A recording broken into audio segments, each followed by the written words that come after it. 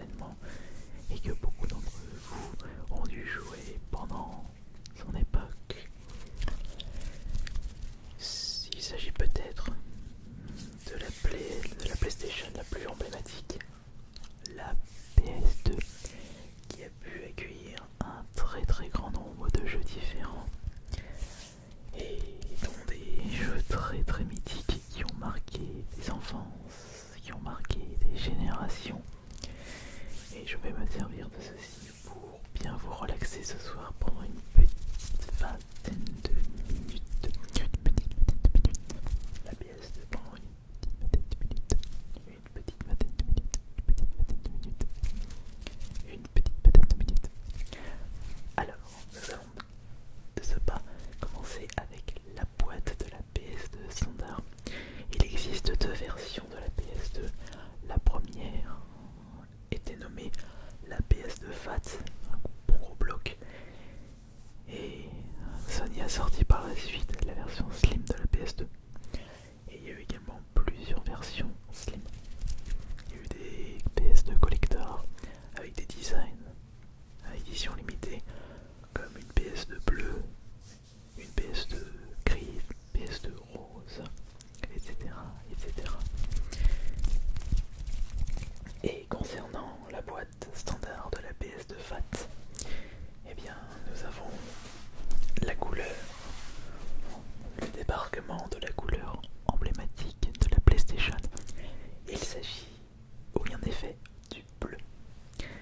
Du côté du Nintendo, je dirais la couleur emblématique c'est rouge, même si...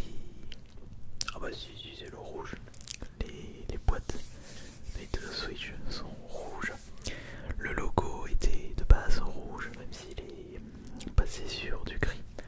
On va dire que, déjà, moi personnellement, ça a toujours été le rouge qui est la couleur emblématique de Nintendo. Du côté de Sega, et bien du côté de Sega, c'est également le bleu. Ouais, c'est peut-être le bleu clair. Et du côté de Xbox, c'est le vert. Alors, voici justement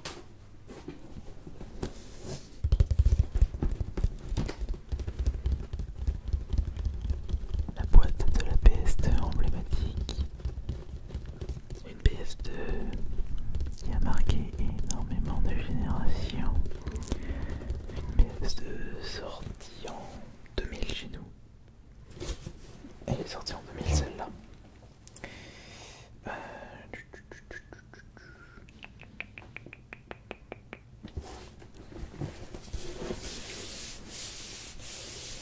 Non, c'est sorti en 2005.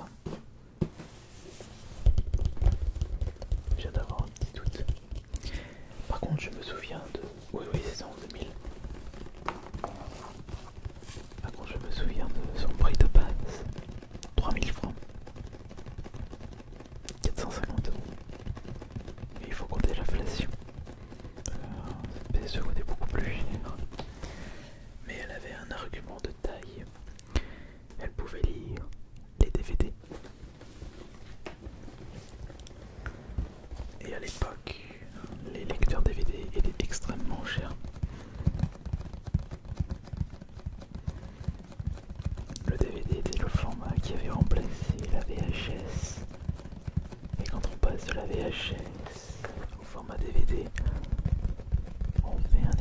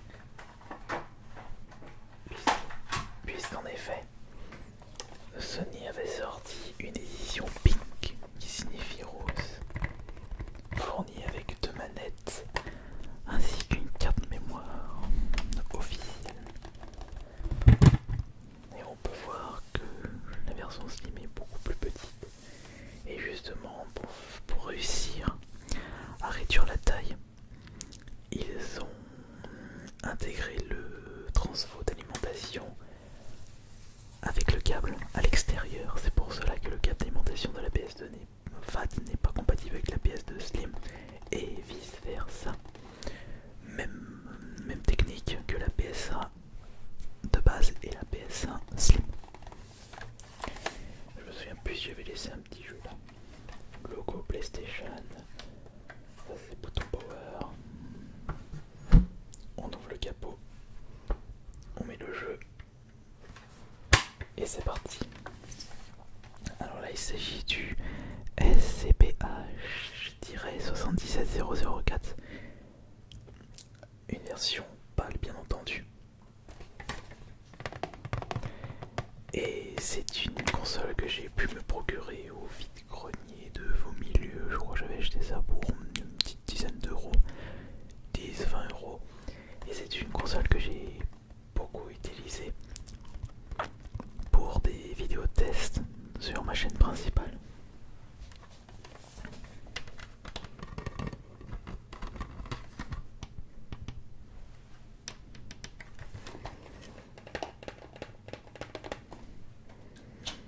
Je me souviens même plus si j'avais vérifié le contenu de la carte mémoire.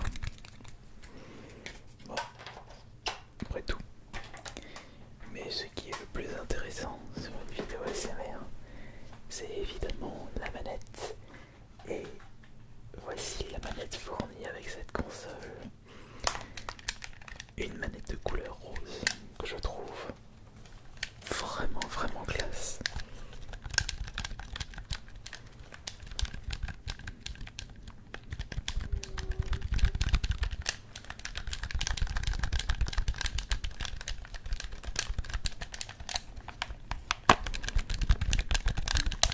Essayez de repenser à tous ces moments passés sur votre PS2. Quels étaient vos jeux préférés sur PS2? Quels sont les jeux qui vous ont déçus? Quelles sont les séries célèbres que vous n'avez toujours pas fait? Avez-vous déjà joué au GTA de la PS2? Avez-vous déjà joué au Gran Turismo? À des jeux de combat comme les Street Fighter, certains Mortal Kombat qui n'étaient pas aussi autant joués que les versions Super Nintendo et les versions de maintenant? Avez-vous déjà joué à des jeux de combat comme Dead or Alive? Ou même certains jeux de niche comme Neo Geo Battle Colosseum? Avez-vous pu découvrir des jeux d'horreur tellement horrifiques que vous en faisiez des cauchemars pendant des semaines? Je vous rassure, on n'est pas là pour vous procurer des cauchemars. Nous sommes ici avant tout pour vous relaxer et mieux vous endormir.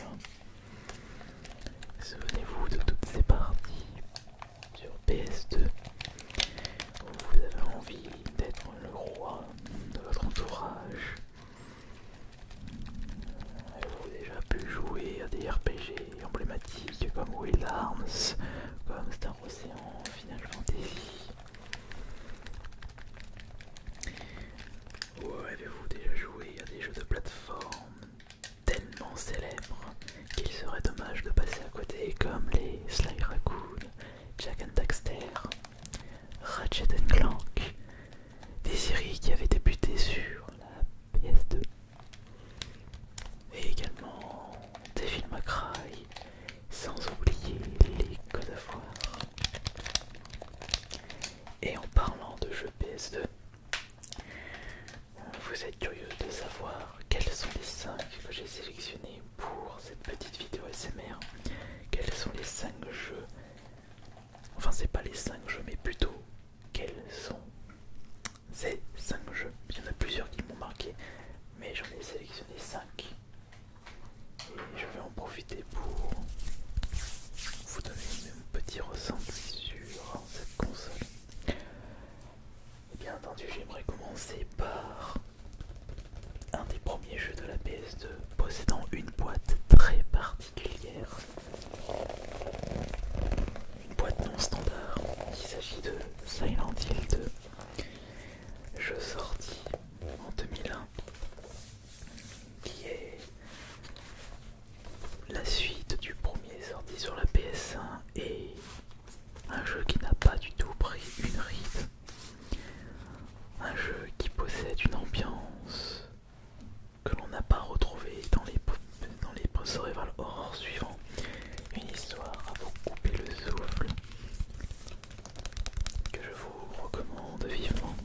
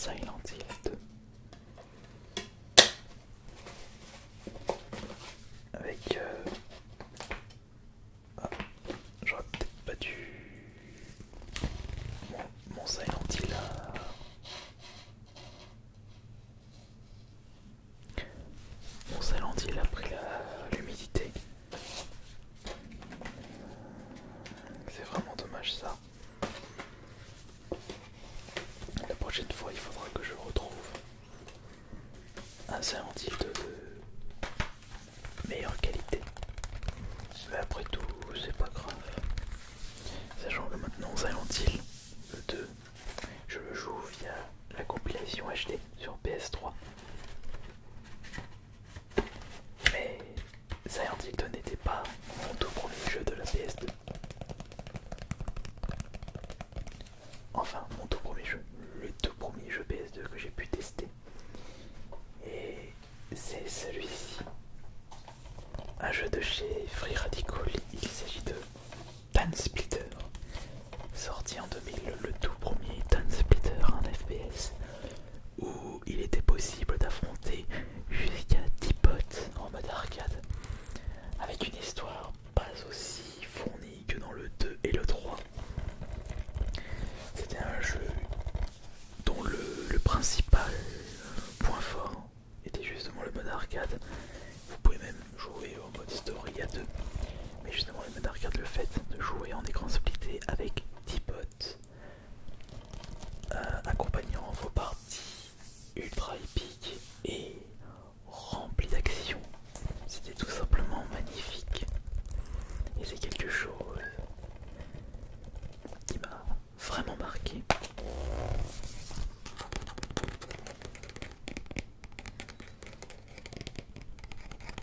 C'est vrai qu'aujourd'hui jouer avec 10 potes de plus, c'est pas exceptionnel maintenant. Il y a des jeux où vous pouvez jouer jusqu'à 100. Mais à l'époque de la PS2, c'était une prouesse. Parce que j'avais déjà joué à des FPS en multijoueur, mais c'était 4 maximum. Et si c'était pas vos amis qui jouaient avec vous, c'était remplacé par des bots. Qui se souvient des innombrables parties en écran splitté sur GoldenEye 64. J'ai été plus marqué par TimeSplitter 2. Évidemment, ce serait dommage de ne pas vous parler de GTA, une série qui avait débuté sur la PS1 avec GTA 1 et 2 et même la version London. Mais GTA avait vraiment marqué les esprits à partir du 3 sur PS2 avec un univers en 3D plutôt qu'une vue de dessus assez moche. Et j'ai été plus marqué par le GTA Vice City. L'histoire était beaucoup plus travaillée, fouillée. Il y a cette ambiance des années 80 Miami. C'était vraiment classe. Mais peut-être que vous avez été plus marqué par le jeu le plus vendu de la PS2, GTA San Andreas, le suivant.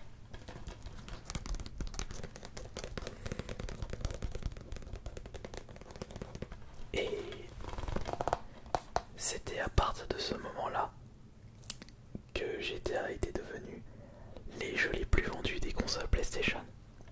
GTA San Andreas pour la PS2, GTA 5 pour la PS3 et GTA 5 pour la PS4.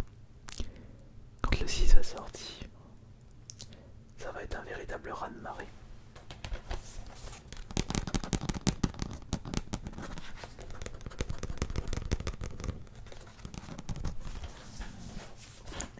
Celui-ci est excellent. Avant de vous présenter mon jeu PS2 préféré, j'aimerais faire un petit focus sur le début d'une série de jeux de rythme qui m'a particulièrement charmé, même si je n'avais pas découvert cette série avec la PS2, mais avec l'apparition du premier opus sur la 360, c'était le 2, et un opus qui était également sorti sur la PS2, mais ils avaient rajouté des musiques supplémentaires. C'est Guitar Hero. Il s'agit de Guitar Hero. Guitar Hero, un jeu où vous pouvez utiliser, enfin, il était obligatoire d'utiliser une manette guitare que vous branchez sur le port manette de la PS2 et avec 5 boutons sur votre manette guitare, votre but était d'appuyer sur les bons boutons au rythme de la musique.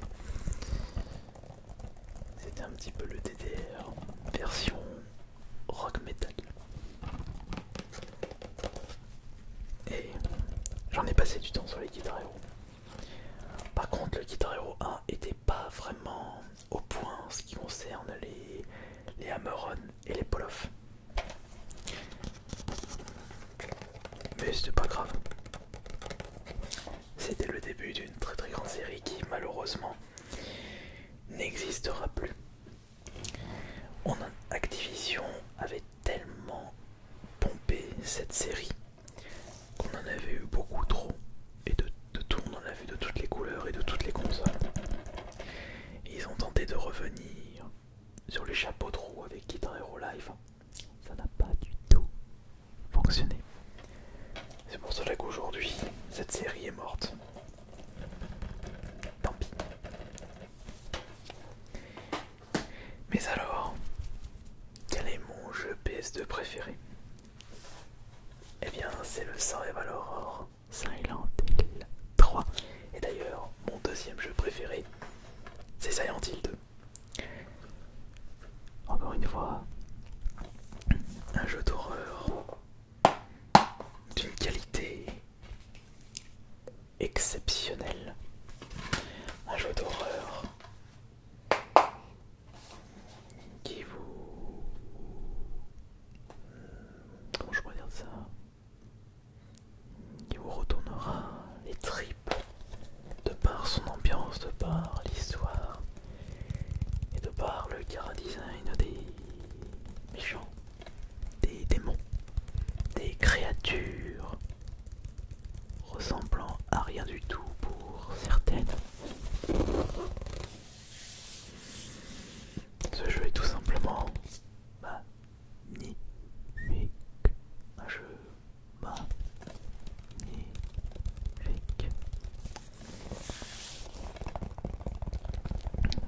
Jamais je ne me lasserai de faire ce jeu. Et rien que de vous en parler, j'ai envie de me refaire une partie. C'est un jeu que je connais par cœur, que j'ai dû terminer des dizaines de fois. J'aurai toujours beaucoup de plaisir à jouer à Silent Hill 3.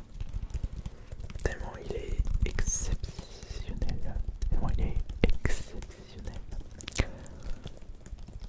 Et malheureusement, Silent Hill c'est au point mort. Seul Resident Evil perdure dans le temps. Konami a quelque chose de très précieux entre ses mains. Ce serait dommage de ne pas l'exploiter. Mais ne faites pas un prochain Silent Hill comme le Book of Memory sur PS Vita. Je me demande pourquoi Way Forward on fait un hack and slash. C'est extrêmement dommage. Et bah très bien. Du coup, j'en ai terminé pour cette séance de relaxation spéciale PS2 où j'ai pu vous relaxer avec cette console emblématique. Un grand merci pour tous vos retours ainsi que tous vos pouces bleus, les abonnements. Et on se retrouve plus tard pour la prochaine vidéo. C'était votre vidéaste ASMR préféré, Ice Minotaur. Bonne nuit à tous.